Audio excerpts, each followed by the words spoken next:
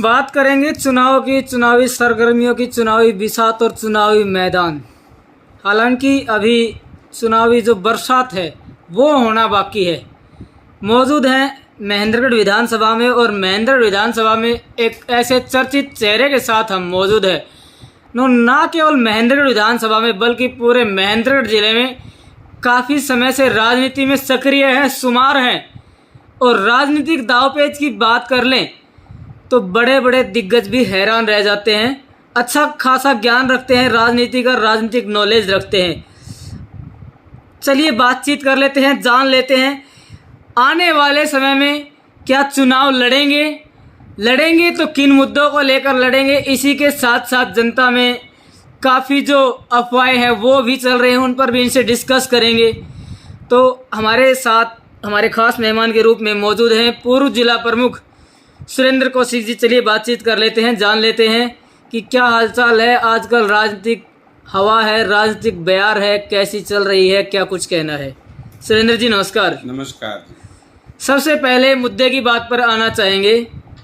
महेंद्रगढ़ विधानसभा में एक चर्चा है, वो सुर्खियां बटोर रही है। हमें नहीं पता कि ये जानबूझकर मैसेज लोगों में सर्कुलेट किया जा रहा है, र्यूमर फैलाई जा रही है या हकीकत है। इसलिए आपके पास पहुंचे इस बात का जवाब जानने के लिए। कुछ लोग कह रहे हैं कि सुरेंद्र कौशिक जी अब की बार चुनाव नहीं लड़ेंगे, तो सबसे पहले इसको क्लियर कीजिए। सबसे पहले तो मैं आपके दर्शकों को नमस्कार करता हूं, प्रणाम करता हूं। और ये हमारे यहाँ पे कुछ लोग इन्होंने छोड़ रखे हैं कि जो गांव में जाते हैं तो उनको एक बात सुनने में मिलती है कि सुरेंद्र कौशिक प्रबल दावेदार है और महेंद्रगढ़ का लोकल है, अब की बार उनका साथ देंगे। तो इनके पास कहने के लिए कुछ भी नहीं बचता। ये कहते हैं कि वो चुनाव नहीं लड़ेंगे। मैंने पिछली बार भी निर्दलीय चुनाव लड़ा था, तो अब की बार मैं चुनाव क्यों नहीं लड़ूंगा। मैं आपके चैनल के माध्यम से कहता हूं कि मैं 100% चुनाव महेंद्रगढ़ विधानसभा से लड़ूंगा, इंडियन नेशनल लोकदल पार्टी से लड़ूंगा। आज ही आपके माध्यम से बता रहा हूं कि ऐनक का चश्मा का मेरा निशान होगा और चौधरी ओम प्रकाश चौटाला का आशीर्वाद होगा। महेंद्रगढ़ से चुनाव 100% लड़ूंगा।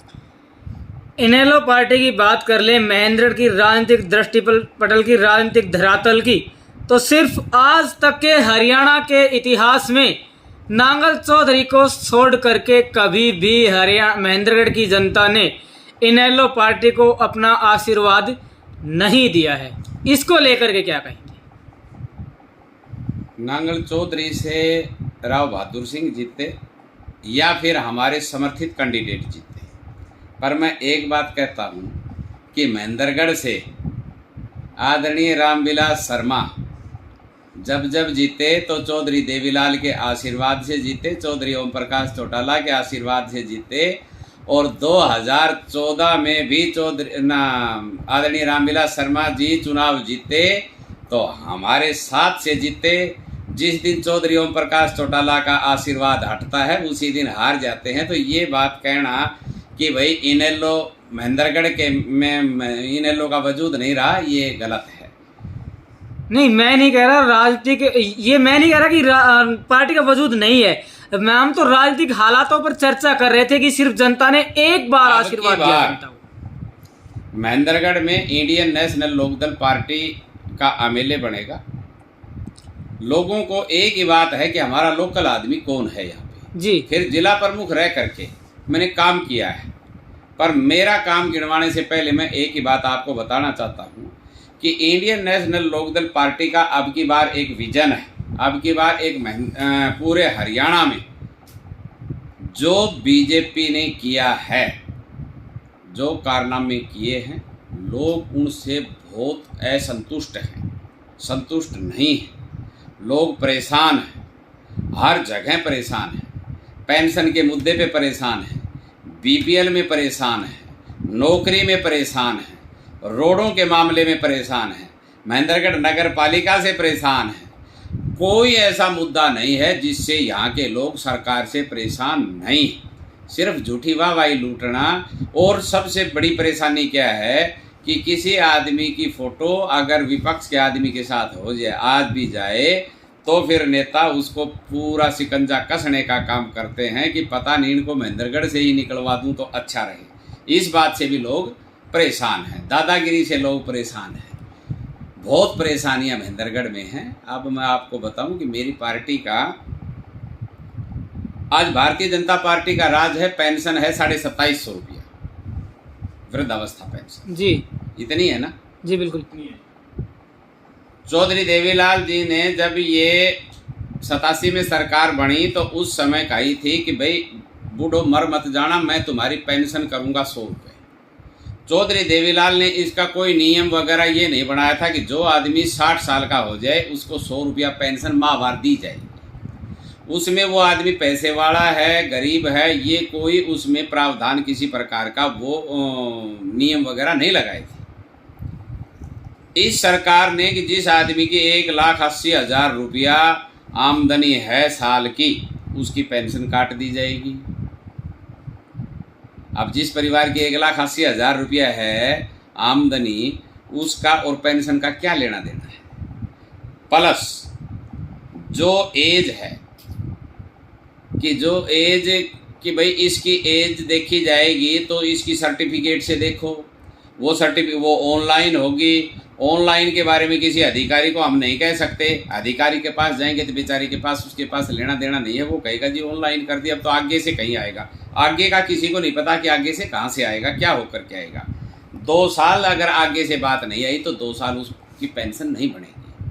आज की सरकार की बेकायदियाँ हैं। मैं पहले पेंशन के मामले में बताऊँगा, हमारी पार्टी का राज आएगा उस दिन अगर किसी के पास सर्टिफिकेट है तो ठीक है, नहीं है तो जो वोट कार्ड है उसके आधार पे, वोट कार्ड भी नहीं है तो 2 डॉक्टरों की टीम बैठेगी, वो उसमें करके देगी कि ये आदमी कितने साल का है। वो आदमी जब 2 डॉक्टरों की टीम करके देगी कि ये आदमी 60 साल का है, हम उसमें न इनकम देखेंगे न और कुछ देखेंगे, उसकी पेंशन और पेंशन भी बता दें कितनी देंगे।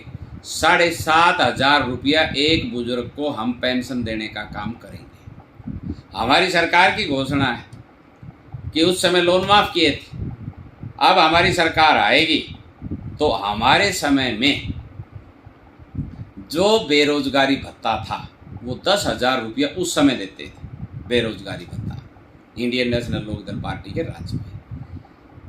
आज इन सरकारों ने कोई बेरोजगारी भत्ता नहीं दिया, कोई किसी प्रकार का कोई नौजवानों के बारे में सोचने का काम नहीं किया।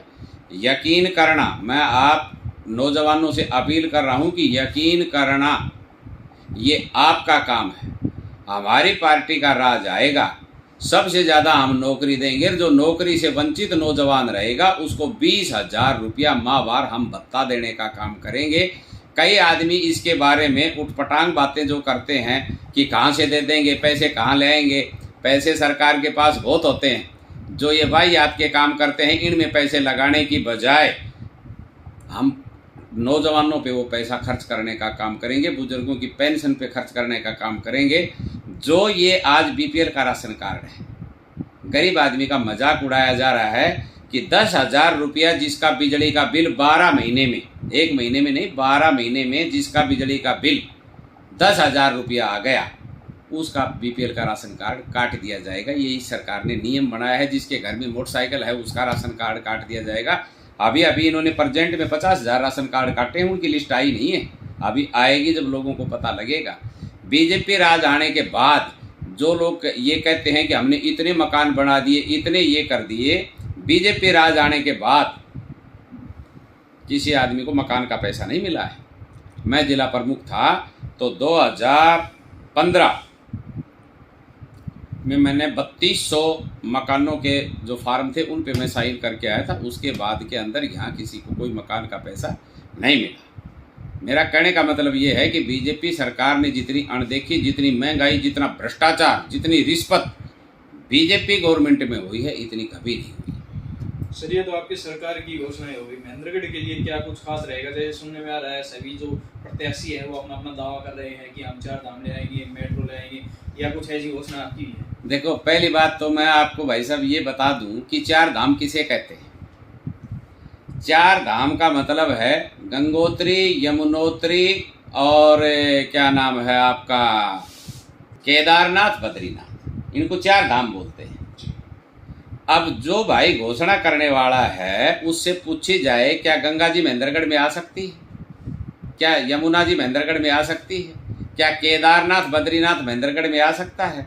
वो तो ये भी कहते हैं कि दिल्ली से मेट्रो महेंद्रगढ़ ले आएंगे।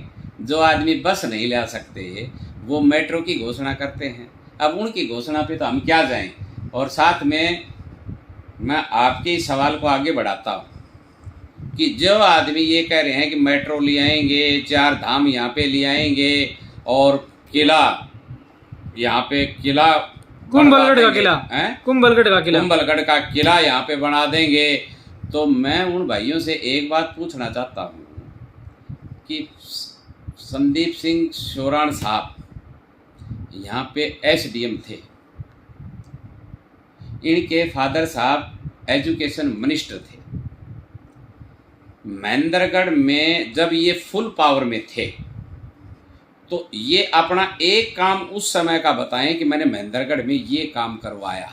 कुंभलगढ़ का किला आज आगे के लिए छोड़ करके उस समय का काम बताएं कि मैंने ये काम उस गांव में करवाया, ये काम मैंने इस महेंद्रगढ़ शहर में करवाया। एक काम जरूर करवाया।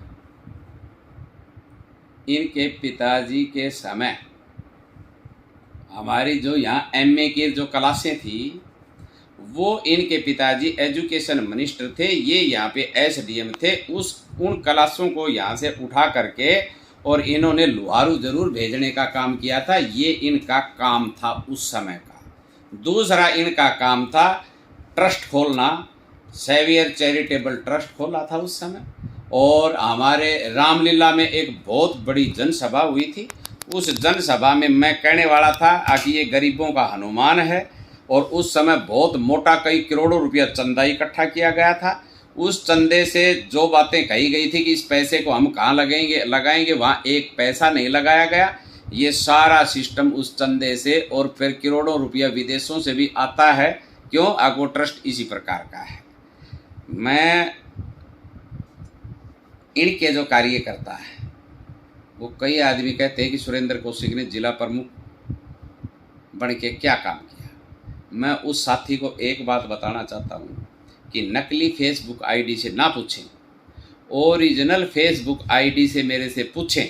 आप अपने गांव का नाम लिखें, मैं उसमें आपको बताऊंगा, फ़ोन करके नंबर भी लिखें, मैं आपको बताऊंगा कि आपके गांव में चाहे मैंने काम किया 100 रुपये का, चाहे काम किया 2 रुपये का, काम किया चाहे 10,000 का, ऐसा बहुत कम कोई गांव होगा गलती से रहा होगा कि जिस गांव में मैंने कोई काम नहीं किया होगा। और लिस्ट के मुताबिक अगर पूछें तो इनका और मेरा कंपैरिजन करना, और जब मैं कंपैरिजन में ठीक आऊँ तो फिर मेरा साथ देना। जिस चौधरी संदीप सिंह लोहारू वाले की बात हम कर रहे हैं, पिछले समय चुनाव भी लड़ चुके हैं और अभी उन्होंने चुनाव लड़ा नहीं है, लेकिन वो ये कह रहे कि हाँ या तो मैं सीएम बनूंगा या फिर मैं डिप्टी सीएम बनूंगा। ये राजनीति में संभव कैसे है जब एक आदमी विधायक ही नहीं बन पाया, अभी तो चुनाव ही नहीं हुए और वो डिक्लेरेशन ये कर रहे हैं कि yes I will be the next CM और डिप्टी सीएम। अब इसके बारे में तो साहब वो ही बताएं, मैं तो क्या बताऊं। यानी कि झूठ बोलने की भी कोई सीमा होती है, और कितनी झूठ बोलें। हमने तो अपनी पार्टी की जो गतिविधियां, हमारी पार्टी का एजेंडा, हमारी पार्टी की जो घोषणा है वो हमने आपको बताई है। मेरे बारे में सब जानते हैं। महेंद्रगढ़ शहर के अंदर कई आदमी पूछें, पहली बात तो जिला परिषद का जो चेयरमैन होता है वहाँ गाँव का ज़्यादा काम रहता है, नगर पालिका का बहुत कम रहता है। पर मैं पहला जिला प्रमुख ऐसा था जिसने गाँव में भी नगर पालिका में भी ग्रांट देने का काम किया। महेंद्रगढ़ शहर में हमारा जो हुड्डा पार्क है, मैं आपको पहले भी शायद बता चुका हूँ कि हुड्डा पार्क हमारा महेंद्रगढ़ का है। रावदान सिंह ने उस समय कांग्रेस का राज था, आईटीआई की ज़मीन पार्क में कन्वर्ट करवाई थी। इसमें घास से लेकर के बड़े पौधे तक 50 लाख रुपया बीआरजीएफ स्कीम के तहत हमने देने का काम किया था। हम कोई इसमें ये नहीं कर रहे। मेरे एक ही बात की शांति थी कि मेरा पत्थर लगे ना लगे, पर मेरे महेंद्रगढ़ शहर में एक अच्छा काम होने जा रहा है, उसमें मैं मेरा योगदान दे रहा हूँ। महेंद्रगढ़ शहर में जितनी भी बड़ी लाइटें लगी थी वो हमने बीआरजीएफ स्कीम के तहत हमने लगवाने का काम किया था। परंतु ठीक है भाई, हमारा पत्थर नहीं लगा, हमारी एडवर्टाइजमेंट नहीं हुई, परंतु मेरे दिल में एक बात की शांति थी कि महेंद्रगढ़ शहर में काम हो रहा है। मैं जिस कॉलोनी में रह रहा हूँ, इस कॉलोनी के अंदर सारे रोड यानी कि कच्चे पड़े थे, बन नहीं रहे थे। हमने अपनी ग्रांटों से बनवाने का काम किया था। हमने महेंद्रगढ़ शहर के लिए जहाँ जहाँ भी कोई बात आई, महेंद्रगढ़ में अपनी जेब से जहाँ रामलीलाओं की बात आई, कोई सार्वजनिक काम की बात आई, कोई जागरण की बात आई, कोई गरीब बच्चे या बेटी की बात आई, मैंने हर जगह साथ देने का काम किया है। गौशालाओं में, महेंद्रगढ़ में बूचियावाड़ी की गौशाला खुली, मेरे को वहाँ पे बुलाया गया। जब 10 गाय बैठा करके उन्होंने गौशाला खोलने का काम किया, तो मेरे को कहा गया था कि हमारे बहादुर सिंह साहब मालड़ा सराय से पुलिस से रिटायर हैं, आप उनसे मिलते रहते हो, कभी पूछना। उन्होंने मेरे को कहा था कि पंडित जी आप यहाँ पे ट्रैक्टर दो। उनके कहने से मैंने ट्रैक्टर देने का काम किया था अपनी जेब से। और जो ये घूम रही है, बताएं तो सही कि क्या दिया, कौन सी गौशाला है जिसमें मैंने अपना निजी कोष से या सरकार से योगदान नहीं दिया हो। महेंद्रगढ़ में ऐसी कोई गौशाला नहीं है। चलिए अभी बात कर लेते हैं महेंद्रगढ़ के राजनीतिक इतिहास की और महेंद्रगढ़ के विकास की। विकास बनाम राजनीति की बात हम कर रहे हैं। विकास 10% भी महेंद्रगढ़ में नहीं हुआ है, ये सार्वभौमिक सत्य है। और जो विकास हुआ है उसका क्रेडिट लेने के लिए दोनों नेताओं में होड़ लगी हुई है। एक ये कह रहा है मैं सेंट्रल यूनिवर्सिटी लेकर के आया, तो एक ये कह रहा है कि हाँ मैं IMT लेकर के आया। तो इसके बारे में क्या कहेंगे? वो IMT जिसकी मुख्यमंत्री जी ने आधारशिला रखी थी, वो शायद आधारशिला ही रहेगी। आप मेरी बात सुने, शायद इसके बारे में किसी को भी नहीं पता होगा। पता होगा तो वो समझदार आदमी जिसके पास ये सारी बातें हैं। एक एक बात मैं खोल के बताऊंगा। पहले तो आपकी IMT जी, IMT की घोषणा कांग्रेस के राज में चौधरी भूपेंद्र सिंह हुड्डा ने, रावदान सिंह जी ने यहाँ पे घोषणा करवाई कि IMT खुडाना। 2 बार घोषणा करवाई, पर घोषणा की घोषणा रह गई। उसके बाद में रामविलास शर्मा जी ने आनन फानन में चुनाव के समय 2014 में जनाब जीते, 2014 से 2019 आ गई, 5 साल में कुछ नहीं किया। 5 साल बाद में याद आई कोई IMT की घोषणा हो रखी है और इसको मुझे भुनाना चाहिए। तो 2019 में जब चुनाव था, उससे थोड़े दिन पहले, आचार संहिता लगने से पहले, इन्होंने चीफ मिनिस्टर आना नहीं चाहता था। ये बात अगर वो सुनेंगे तो वो बात बिल्कुल अपने मन में कहेंगे कि सत्य बोल रहा है। जो चीफ मिनिस्टर साहब नहीं आना चाहते थे, उन्होंने क्या काम किया कि उसको बड़ी ज़बरदस्ती करके बुलाया और वहाँ पे पत्थर लगाया IE का, IMT का नहीं, IE का। पंचायत ने 1080 एकड़ का प्रस्ताव करके CM के हाथ में दिया कि भाई यहाँ IMT आनी चाहिए। ठीक है, हम जैसे भी आप कहोगे वैसे ज़मीन देने के लिए तैयार है। IE का पत्थर लगा। जो ही चीफ मिनिस्टर साहब हेलीकॉप्टर में बैठे, DC उस समय की थी गरिमा मित्तल, उनको आदेश था पत्थर नहीं रहना चाहिए। भाई अधिकारी तो क्या नाम है, चीफ मिनिस्टर का या सरकार का आदेश मानेंगे ना। वहाँ से वो पत्थर भी उसी समय उखाड़ लिया गया। आज वहाँ पे कोई पत्थर नहीं है, न IMT का है न IE का है। ये मैं एक बात इनसे कहता हूँ आपके माध्यम से, IMT तो बाद में लेके आना, पहले पत्थर तो ले आओ। वो पत्थर कहाँ पे है जिससे इन्होंने उसका उद्घाटन जो शिलान्यास करके गए थे, वो कहाँ है? उसको तो लेकर के आए कम से कम। फिर हमारे ओमपाल सिंह जी सरपंच बने, मेरे ख्याल में कई क्विंटल कागज उन्होंने फोटोकॉपी करवा के बेचारे के कई यानी लाखों रुपया लग गया। रोजाना 10-20 अधिकारी वहाँ पे भेजे रखें, ये फोटोकॉपी करवा के लाओ, अब वहाँ फरीदाबाद चलो, अब चंडीगढ़ चलो, उसका इतना पैसा खर्च करवा दिया। मैं उसको बार बार कहता था, अरे ओमपाल सिंह भाई तू बावड़ा हो रहा है, ये सिर्फ ढकोसला चल रहा है वोटों का और कुछ नहीं चल रहा। वो नहीं बोला, नहीं दादा तू विपक्ष का आदमी है, बेकार की बात करता है। मैंने कहा देख लेना।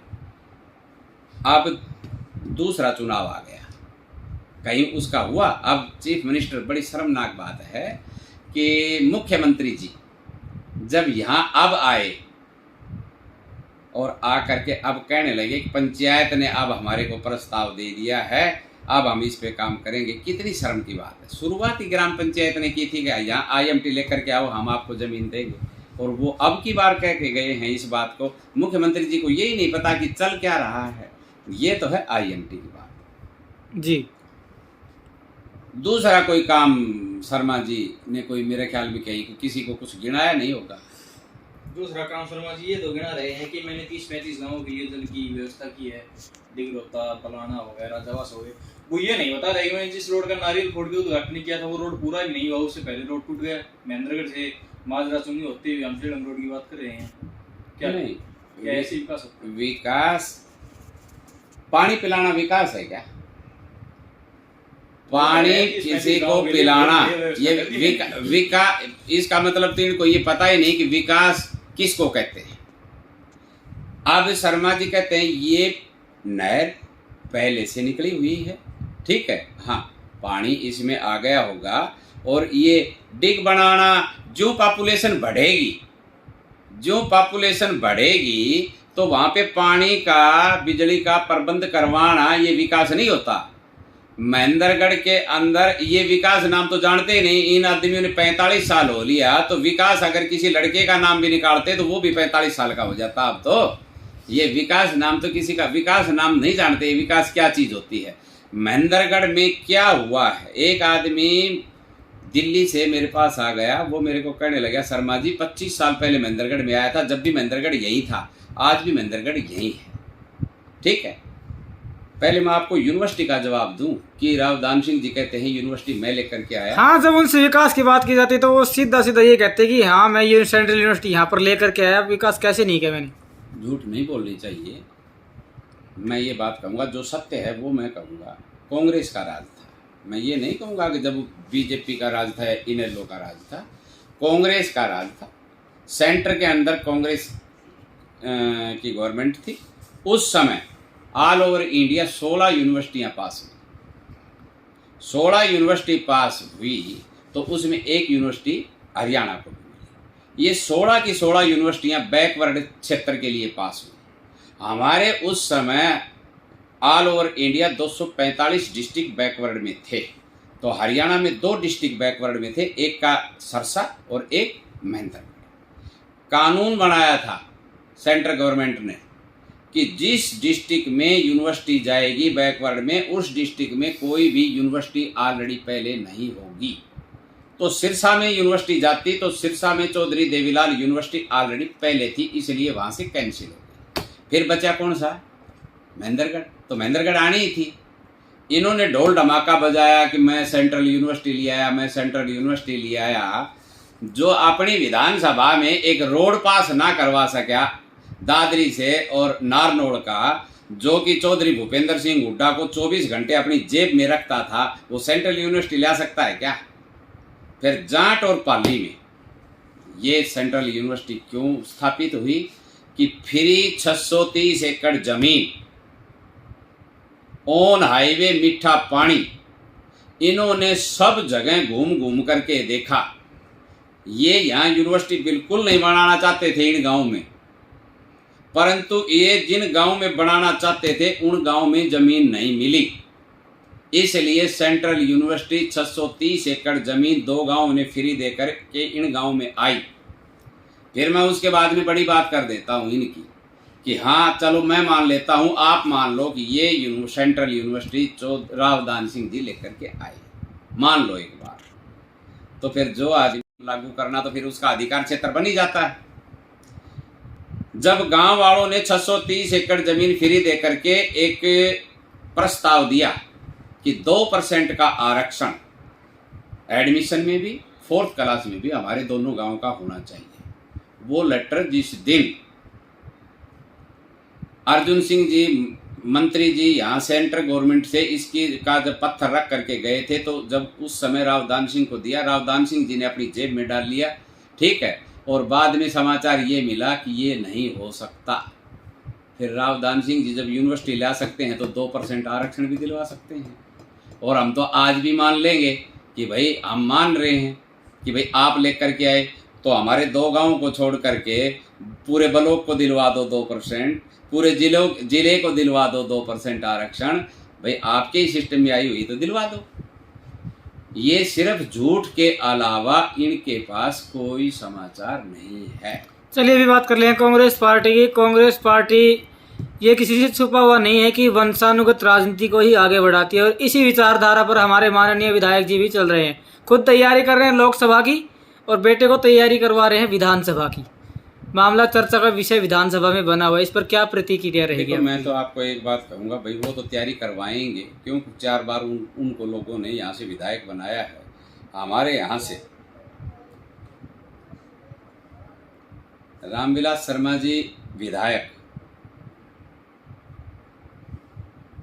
रामविलास शर्मा जी ने लोकसभा का चुनाव लड़ा जाकर के भिवानी से। जब चुनाव लड़ा तो इन्होंने, हमारे को भी नहीं पता था, हम भी ये सोच रहे थे कि रामविलास शर्मा जी महेंद्रगढ़ के आदमी है।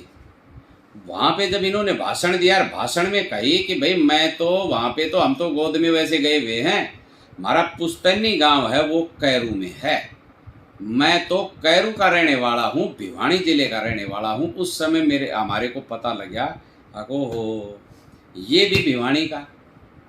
तो राव दान सिंह जी का पैलादगढ़ गांव है वो भी भिवानी में, तो वो भी भिवानी का। और संदीप सिंह एसडीएम साहब वो भी भिवानी के, उनका भी क्या नाम है लोहारू। तो मेरा कहने का मतलब ये है कि यहाँ सारे भिवानी के। मैं मेरी बता रहा हूँ, मेरा पुस्तैनी मेरे बुजुर्गों का गांव खुडाना जो आज भी महेंद्रगढ़ में है, उसके बाद में खुडाना से आकर के गांव बसा जाट, वो आज भी महेंद्रगढ़ में है। और मैं जाट से आकर के रहने लग गया महेंद्रगढ़ में, तो मैं आज भी महेंद्रगढ़ में हूँ। एक सबसे कड़ा सवाल हमारा आपसे रहेगा कि क्या जनता आपको सिर्फ इसीलिए वोट दे कि आप लोकल हैं, या फिर महेंद्रगढ़ की जनता आपको क्यों चुने? नहीं, मैं महेंद्रगढ़ लोकल की बात नहीं कर रहा।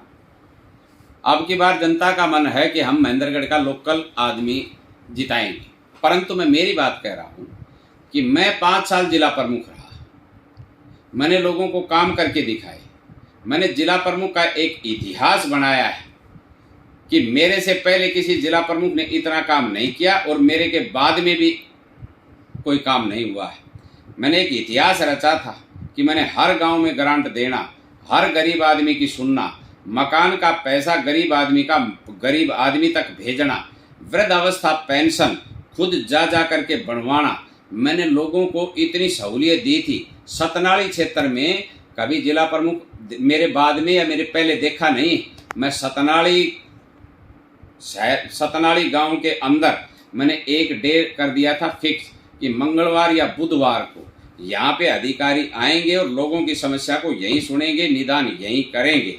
उस समय के जो एसडीओ थे, बीडीओ थे, जो हमारे मकानों के पैसे का चेक जो लोगों को नेताओं से बंटवाते थे, गरीबी का मजाक तकत पे उड़वाते थे, मैंने सारा बंद करके गरीब का पैसा गरीब तक भेजने का काम किया था। गौशालाओं में सबसे ज़्यादा पैसा मैंने देने का काम किया। और भी गरीब संस्था या जो भी संस्था थी, जो गरीब बेटी की शादी की कोई बात आई, मैंने सब जगह बच्चों के खेल के सामान का पैसा, बहुत गांव ऐसे कि जिनके अंदर खेल का सामान, जिम का सामान मैंने खुद भिजवाने का काम किया। मैं लोगों से जुड़ा हुआ हूँ, घर घर जुड़ा हुआ हूँ।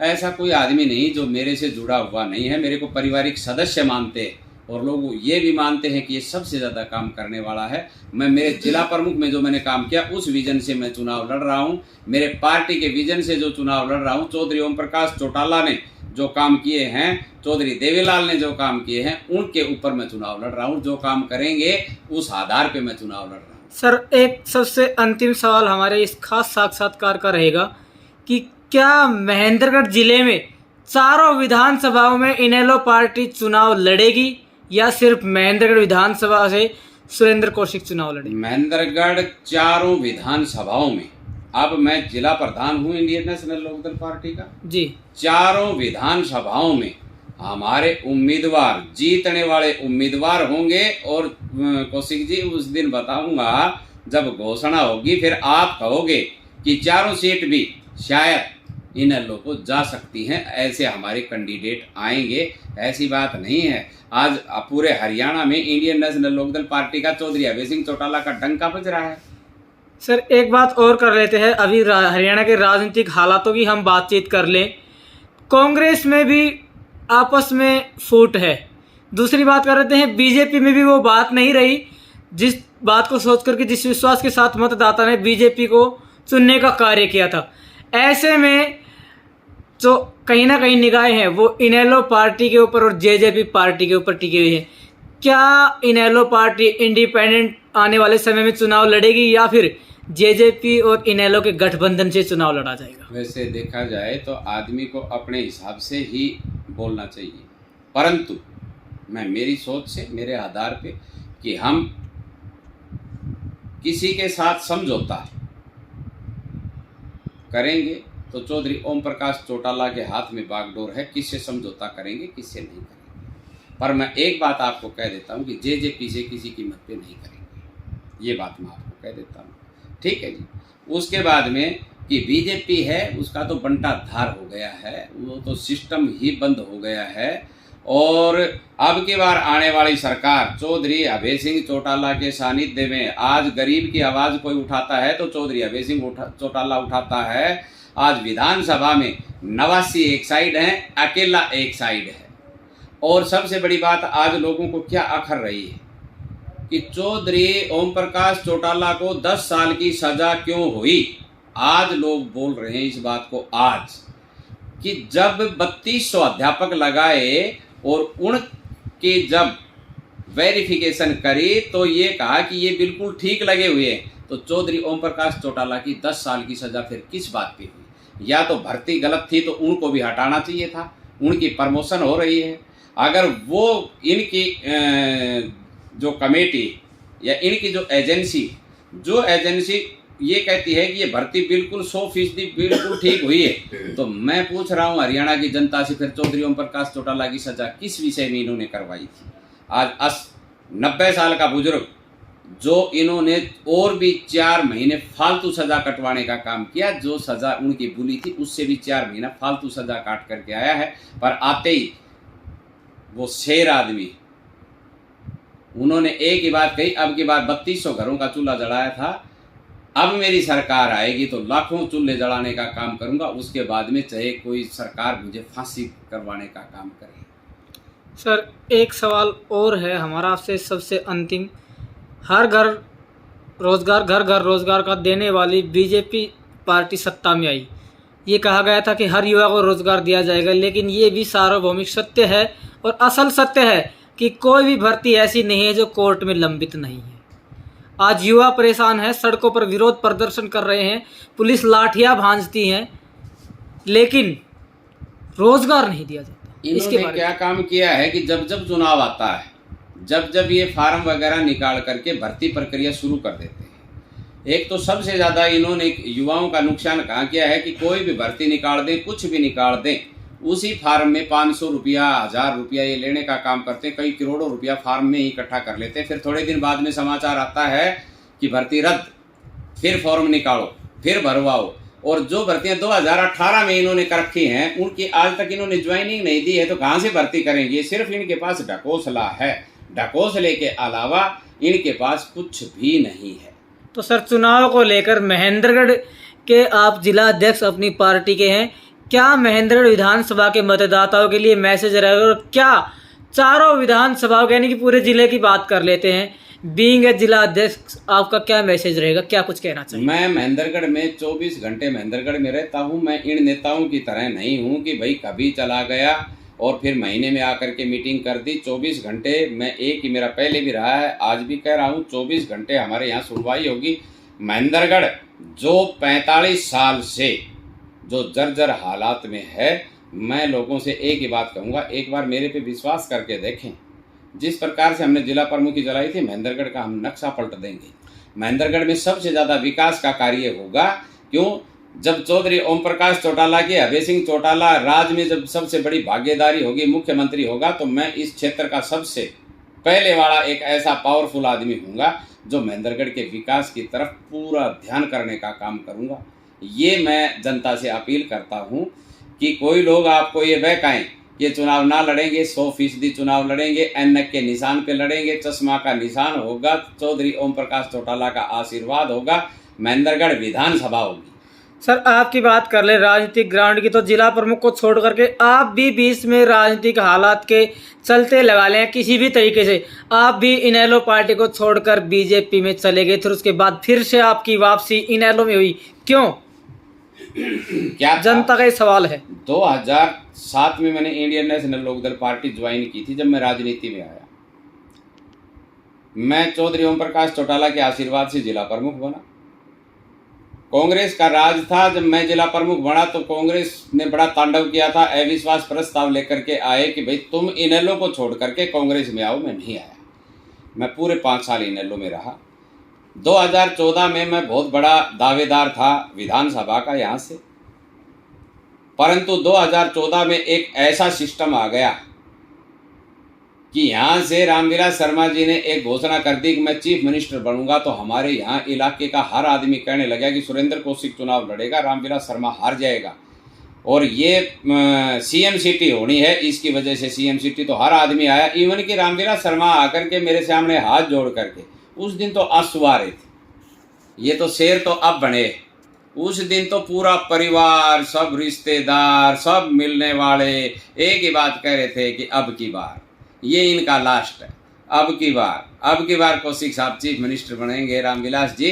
तो अब की बार मैंने एक बात सोची कि मैं एमएलए बनूंगा तो मैं चीफ मिनिस्टर नहीं बनूंगा, परंतु अगर ये चीफ मिनिस्टर बनता है और महेंद्रगढ़ का सुधार होता है तो मैं इसके लिए अपनी एमएलए सीट को या अपने इस कार्य को त्यागता हूं। और मैंने रामविलास शर्मा का तन से साथ दिया, मन से साथ दिया, धन से साथ दिया। उसके बाद में 6 महीने में ही इन्होंने अपना रंग दिखाना शुरू कर दिया था और 6 महीने में ही हमारा सिस्टम उल्टा हो गया। मैं जब भी पार्टी में ही था, मैंने जब इनका साथ दिया, जब भी मैं इनेलो पार्टी में ही था। सर तन मन तक तो साथ देखा जाता है, लेकिन धन से साथ कैसे दिया? ये बात समझ नहीं आई। धन से नगद पैसे। आज इनका जो भाई है वो स्वर्ग में है, मैं नरक में हूँ। मैं ये नहीं कहता कि मैं उसके पैसे मांगता हूँ, परंतु उन्होंने उस समय मेरे से भाई पैसे की व्यवस्था कराओ और वो व्यवस्था मैं फिर चंडीगढ़ जाऊंगा, मैं ला करके दूंगा। परंतु जब ये जीत गए, मंत्री बन गए, उस समय वो मेरे को, उसने बेचारे ने मेरे को कहा कि अब मैं पैसे, मैंने कहा यार भाई जीत गया, मंत्री बन गया, कोई नहीं, उस पैसे को छोड़, उस पैसे को मैं भुगतने का काम करूंगा। मैं ये किसी पे इल्ज़ाम नहीं लगाता कि भाई वो मेरा पैसा खा करके मर गया ना। मैंने उसको कहा था पैसे देना मत बाद में। अच्छा, शर्मा जी को तो वो उसकी आत्मा ही बता देगी कि मैंने कितनी बार कितना पैसा दिया है। जब भी मेरे से मिलता था, जब यूँ करने लग जाता, फिर हम कहते खर्चा नहीं होगा, ठीक है ना। और वो मेरे पर आरोप लगाते हैं, कभी तो दान सिंह से पैसे लेकर के चुनाव लड़ रहा है मेरे को हराने के लिए। 2014 में भी इन्होंने ये आरोप लगाया था, ठीक है। 2014 में कहा था कि 2 करोड़ रुपया राव दान सिंह से लेकर के चुनाव लड़ रहा है मेरे को हराने के लिए। तो जब मैंने इनका पक्ष किया था, इनके पक्ष में मैं चुनाव लड़ने के लिए मैंने मना कर दिया था, तो रामविलास शर्मा धर्मीमान से बताए क्या 2 रुपये दिए थे क्या? अगर राव दान सिंह से पैसे लेकर के मैं चुनाव लड़ता तो फिर इनसे पैसे वापस लेकर के देता ना। परंतु ये कोई मुद्दा नहीं।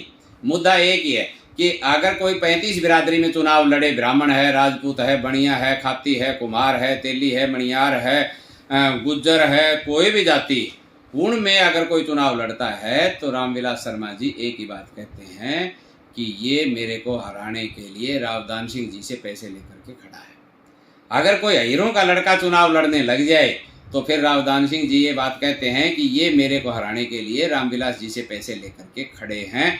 2 ही आदमी होने चाहिए, क्यों 4-5 बार रामविलास जी, 4 बार दान सिंह जी, 9 योजना हो गई, 9 5 45 साल हो गई, 2 ही आदमियों ने गदर मचा रखा है यहाँ। और काम नहीं हुआ 45%, यानी कि 45% तो बहुत बड़ी बात होती है। इन्होंने तो 4 काम भी ना करे, 45% तो बहुत बड़ी बात होती है। तो भाई हमारे साथ हमारे खास मेहमान के रूप में उपस्थित रहे सुरेंद्र कौशिक जी की, पूर्व जिला प्रमुख और आने वाले समय के महेंद्रगढ़ विधानसभा के भावी उम्मीदवार। आज हमने इनसे बेबाकी से कई मुद्दों पर चर्चा भी की और जो राजनीतिक आने वाले समय का जो भविष्य है, इनेलो पार्टी का जो भविष्य है, उसके बारे में भी उन्होंने अपनी राय रखी। अब आपको क्या लगता है कि आने वाले समय में कौन सी पार्टी सरकार बना सकती है? क्या हो सकता है जेजेपी इनेलो का गठबंधन, या फिर हो सकता है इनेलो कांग्रेस का गठबंधन, या आने वाले समय में हरियाणा का राजनीतिक भविष्य क्या है?